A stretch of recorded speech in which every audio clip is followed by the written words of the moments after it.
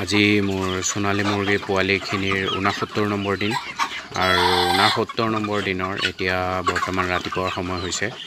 ৰাতিপুৱা প্ৰথমতে দানা দি দিছিলোঁ আৰু দানা দিয়াৰ পিছতে পানীও দি দিছোঁ আৰু দানা মই এতিয়া বৰ্তমান গোদৰেজৰ ফিনিচাৰ দানা ব্যৱহাৰ কৰি আছোঁ, যিটো সোণালী মুৰ্গীৰ কাৰণে আহে। আৰু পানীত আজি বৰ্তমান কোনো ধৰণৰ মেডিচিন নাই, সুদা ঠাণ্ডা চাফা পানী ব্যৱহাৰ কৰিছোঁ। আৰু ভিতৰ টেম্পাৰেচাৰ প্ৰায় 31-32 ডিগ্ৰী চেলচিয়াছ হৈ আছে। পৰ্দা সম্পূৰ্ণকৈ উঠাই দিছোঁ মুৰ্গী পোৱালিখিনি।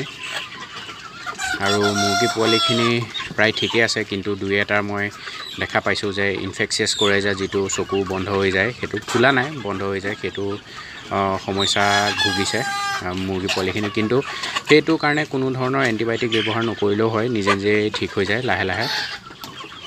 সেইকাৰণে কোনো ধৰণৰ এতিয়া বৰ্তমান মেডিচিন ব্যৱহাৰ নকৰোঁ, সেই বেমাৰটোৰ কাৰণে নিজে নিজে ঠিক হৈ যাব বিক্ৰী কৰা সময়লৈকে।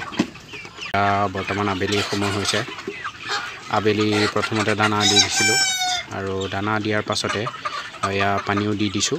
আৰু পানীত এতিয়া বৰ্তমান ইলেক্ট্ৰলাইট ব্যৱহাৰ কৰিছোঁ পানীত, আৰু ঠাণ্ডা চাফা পানী দিছোঁ। যিহেতুকে দিনত যথেষ্ট গৰম হৈ আছিলে বতৰটো, সেইটো কাৰণে আবেলি সময়ত এতিয়া ইলেক্ট্ৰলাইট ব্যৱহাৰ কৰিছোঁ, যাতে গৰমৰ প্ৰভাৱ মুৰ্গীখিনিৰ ওপৰত নপৰে আৰু মুৰ্গীখিনি যাতে শান্তিত থাকিব পাৰে, সেইকাৰণে ইলেক্ট্ৰলাইট ব্যৱহাৰ কৰিছোঁ। বেছি গৰম দিনা আপোনালোকেও ইলেক্ট্ৰলাইট নাইবা নেমু চেপি দিব পাৰে, নেমু আৰু নিমখৰ সংমিশ্ৰণ বনাই পেলাই তেনেকৈ দিব পাৰে। তেনেকৈ দিলে আপোনাৰ মুৰ্গীখিনি যথেষ্ট গৰমৰ পৰা সকাহ পায়, গৰমত কোনো প্ৰভাৱ নপৰে।